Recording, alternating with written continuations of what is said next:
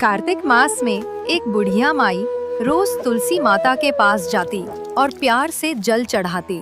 जब भी वो तुलसी जी को सींचती तो बड़ी श्रद्धा से कहती, हे तुलसी माता, सत की दाता, मैं तेरा बिरवा सींचती हूँ, मुझे बहू दे, पीले रंग की धोती दे, मीठा ग्रास दे, बैकुंठ में वास दे, अच्छी मौत दे, चंदन का काठ दे, अच्छा राज दे, खाने को दाल भात दे और 11 के दिन कृष्ण का कांधा दे।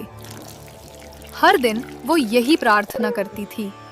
धीरे धीरे तुलसी माता की पत्तियां मुरझाने लगीं। एक दिन भगवान विष्णु प्रकट हुए और बोले, हे तुलसी, तुम सूखती क्यों जा रही हो? क्या हुआ तुम्हें? तुलसी माता बोली, हर दिन एक बुढ़िया आती है और अपने मन की कई मांगे करती है। मैं उसकी सब बातें पूरी कर सकती हूँ, लेकिन वो कहती है, कृष्ण का कांधा दे। प्रभु, अब ये मैं कैसे दूं? भगवान मुस्कुराए और बोले, हे तुलसी, चिंता मत करो। जब वह बुढ़िया मरेगी तो मैं स्वयं आकर उसे कांधा दूंगा। तुम उसे ये बात कह देना। कुछ समय बाद वह बुढ़िया माई सचमुच चल बसी। पूरा गांव उसके अंतिम संस्कार के लिए इकट्ठा हुआ। लेकिन जब लोगों ने उसकी अर्थी उठाने की कोशिश की तो वह हिली तक नहीं।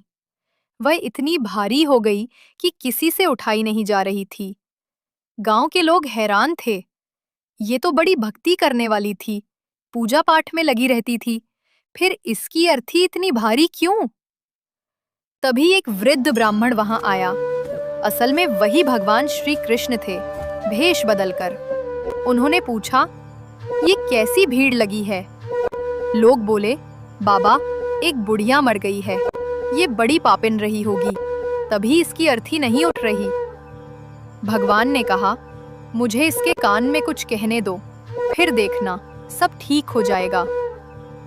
भगवान बुढ़िया के कान के पास गए और बोले, माई, अब तू अपने मन की कर ले। पीतांबर की धोती ले, मीठा ग्रास ले, बैकुंठ में वास ले, चटक की चाल ले, चंदन का काठ ले, झालर की झंकार ले, दाल भात का सुख ले और अब कृष्ण का कांधा ले। जैसे ही भगवान ने ये कहा, बुढ़िया की अर्थी हल्की हो गई।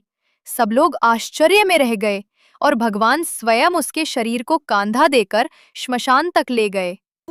उस क्षण बुढ़िया को मोक्ष मिल गया और वह तुलसी माता के आशीर्वाद से बैकुंठ धाम को चली गई।